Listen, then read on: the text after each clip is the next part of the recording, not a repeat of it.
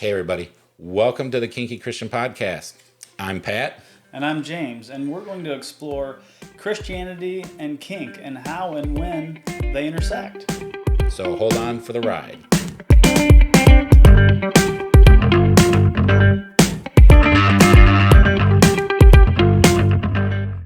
All right, guys. Welcome back to another episode of the Kinky Christian Podcast. I'm Pat. And I'm James. And today we are going to be discussing what's called a power exchange relationship or a power exchange dynamic. Yes. Now, with power exchange, we're not talking about like your conventional power exchange, which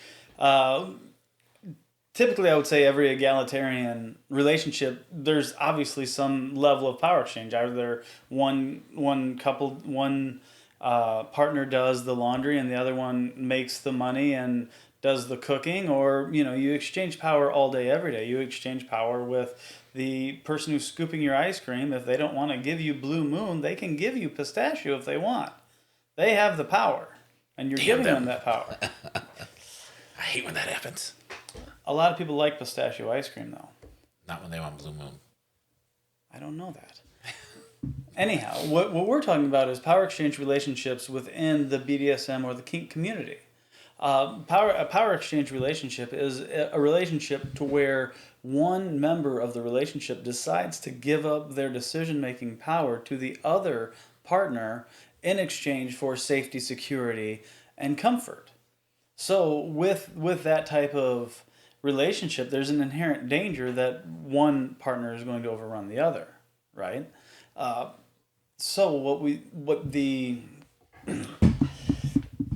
It's very important in these relationships that you have some sort of guideline or some people do contracts. Yes, to I suppose delineate where the lines are or who has the power in what circumstance, which these are very, very important documents. But in the end, any relationship in where you're exchanging or giving up your power to someone else is a power exchange relationship. So a relationship such as a relationship online with a dom online who is telling you you can only eat so many calories a day, that is a power exchange relationship.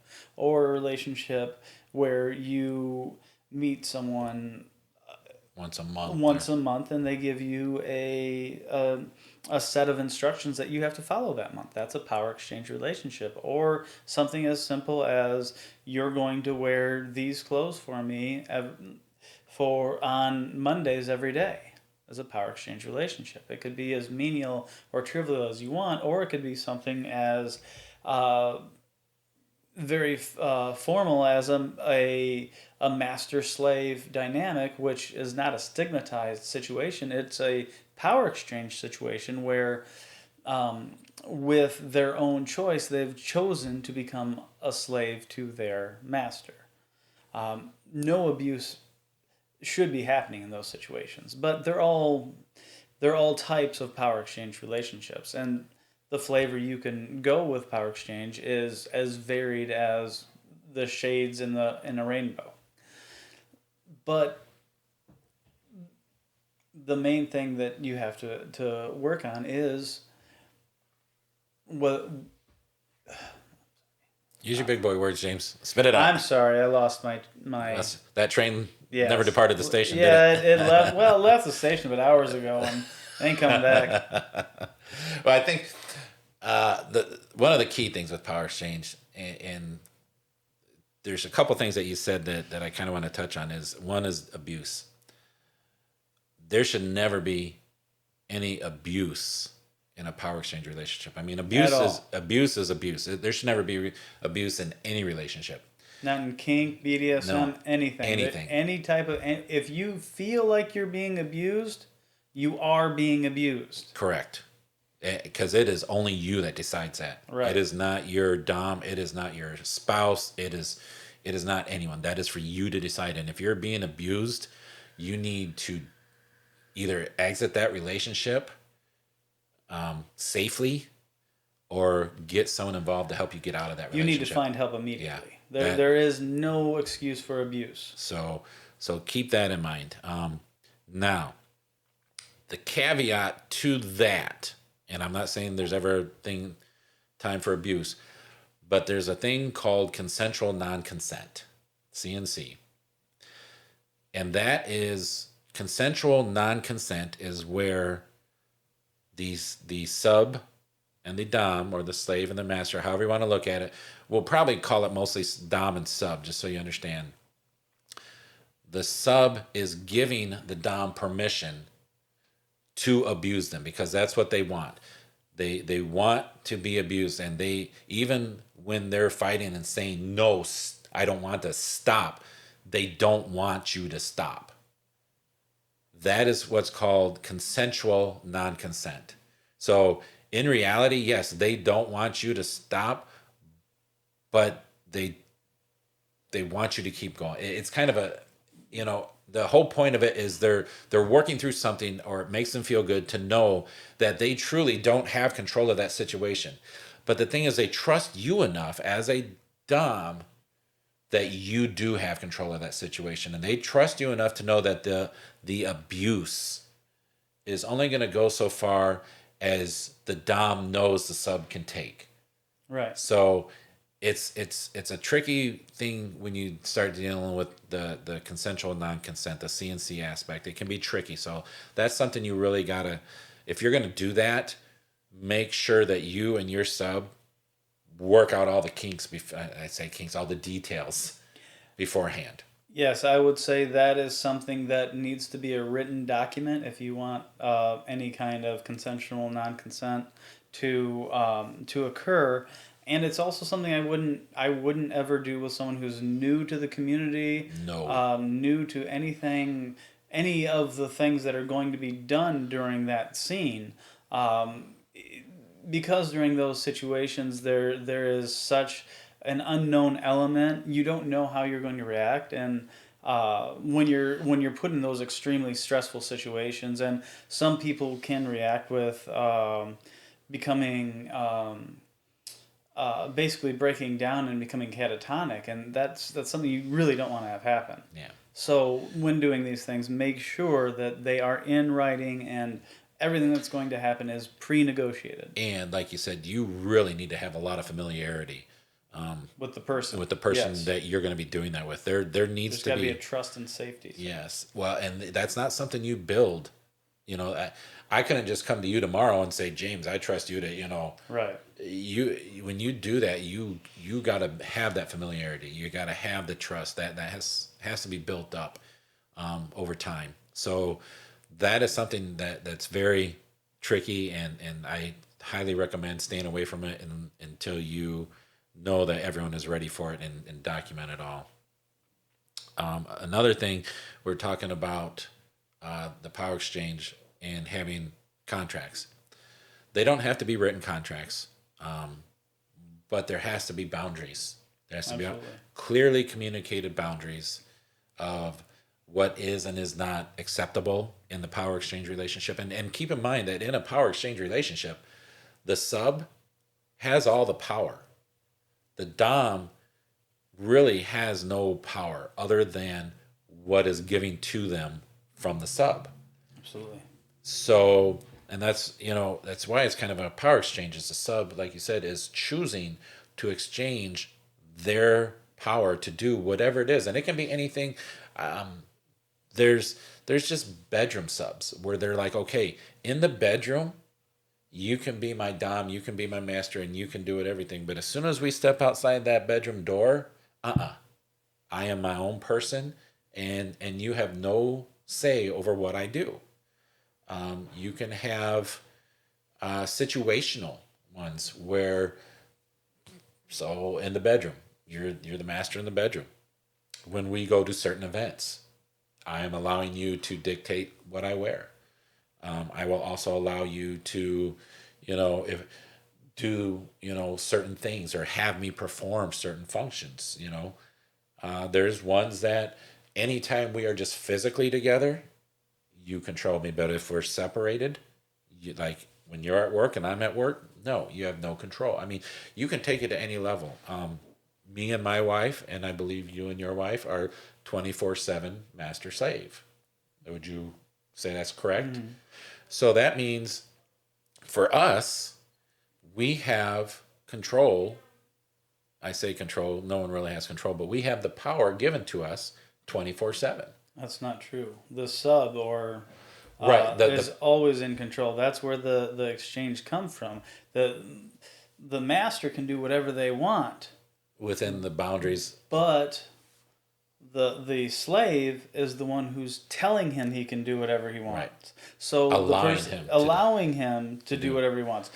The slave has the real power in the power exchange relationship. Correct. And too many people have that exactly backwards. They feel like I'm the master. Yeah, so. the master gets, I get whatever I want. Yeah. I don't know about how other masters work. I do know in my own relationship, I don't get everything I want. That is not the way master-slave works. No. In reality. No. You can correct me anytime you want. No. If I could correct you, I would. But yeah, it's not that way. It is not, and if it is, that's abuse. I agree. Well, or it's one partner kowtowing to the other, or removing their own thoughts and desires and replacing them for their own, or supplanting them, which would be an example of someone becoming a shell of a person and removing their own humanity in exchange for their master. Again, that is an example of abuse. It's like abuse, if part of you is disappearing and another person is becoming bigger, that's abuse. Yeah, any power exchange relationship, it's a symbiotic thing, and so if that slave or that sub is becoming less, it's abuse. It's wrong. You should be both becoming more at the same time. Empowered. Exactly. It's a power exchange relationship. You should be empowered. That was right there. Yep, exactly. So within the power exchange community and the power exchange dynamics, there's a million different ways you can do it. As we do, the 24/7 master slave. You can do just bedroom. There's a leather community that has their own subculture. These are all just different subcultures. There's the Gorians. That's another small subculture. There's the 1950s that they kind of live like Ozzy and Harriet. It's and where the man is running the house and the woman does all the house cleaning. And I mean, there's like James said, it's like colors in the rainbow, man. There's so many different things you can do. They have ones that are like business dynamics where it's more of a corporate. So there's so many different ways that you can do a power exchange. And one thing I do want to clear up, and James touched on it at the beginning of the episode, when we say master and slave, that has a very bad stigma to it because of American slavery. And just when you look at slavery through history, it's not a very, very good thing, because that was all abuse. That was people abusing their slaves. When we say non-consent, it was non-consent. That's the difference there. They did not consent. Slaves of the past did not consent to their treatment. We're not talking about that. Not at all. Not at all. We are talking about our slaves, our partners, our wives, who are consenting because they desire to be treated a certain way. And so I just don't want people to sit here and go, oh, slavery, blah, blah, that's wrong. Slavery is wrong. Slavery in that way is totally wrong. When we are talking about it, it is a true power exchange. There's full consent. It's not that. So that's the big thing. When you look at all the other subcultures of the power exchange relationships, for whatever reason, it's the master slave that really kind of gets hit hard because of slave. It's master slave, and it's the semantics, yes. Yeah, and it's really if you were to meet James and his lovely wife in public, you would not look at them and say, oh man, he's abusing her. Look at how he controls her, and she doesn't want the way he's. Oh, you would not think that. But they would look at us twice, though. Well, they would just So wonder what an attractive woman like that is doing with a guy like you. You know, you must be hung like a horse to have a woman like that. That's what they would. That's what I thought. But oh, yeah, I realized I was wrong. But of course, the truth. But anyway, that's when we say master slave. That's kind of what we're talking about. It's not anything abusive. It's not anything bad. It's 100% consensual. Our wives desire that relationship. If they didn't, we wouldn't have it. You know, I mean, because again, they have the power. Correct. They have all the power in the world. We are just allowed to utilize that power over them. And at any time, they can take that power back. Just because and that's another thing, just because you're in a power exchange relationship doesn't mean, I mean, it's not like once you write up a contract, that's a done deal and you're in it for life. At any time, you could be in the middle of a scene. You could be, walking through the grocery store. You could be out on date night at McDonald's. Exactly. They can say, you know what? This is done. And there's no if they don't want to negotiate a new contract, if they're just like, no, I'm done. It's done. It is done and over. And the master has no power. Has none. So, and that's the whole point of the power exchange relationship, and kind of what we wanted to educate you on is what it is and what it isn't. It is not someone coming in, whether it be online, because you got to be real careful. The predators are everywhere. Mm-hmm. And you go online, like on FetLife or any of the other, I know FetLife is the big. Well, there's a lot of chat rooms, especially for BDSM. There's a ton of chat rooms out there on almost every platform that you can find one. And again, they are full of predators. That's something that happens regularly. Is particularly the slaves are preyed upon because they're just looking for someone who is going to take care of them. And it's really easy for anybody to say, yes, I'll take care of you, but then not do it. Yep. And another thing, especially online, is it's easy to say and do anything you want. If I wanted to go online and say, I've been a dom for 25 years, who are you to prove me wrong? Right. You don't know. And that's why when you're in a power exchange relationship, the best thing you can do is don't jump into one right away. Be cautious. Be very cautious. Whoever you're looking at developing this relationship with, vet them your life truly does depend on this. And do not ignore red flags. No. That is something that me personally have done in the past. I have ignored red flags and gone past them, and 6-8 months down the road, they have come back to bite me. Hard. And we've looked. I've looked at these situations like, if I'd have only listened to myself right then, I'd have saved myself the last 6-8 months of trouble.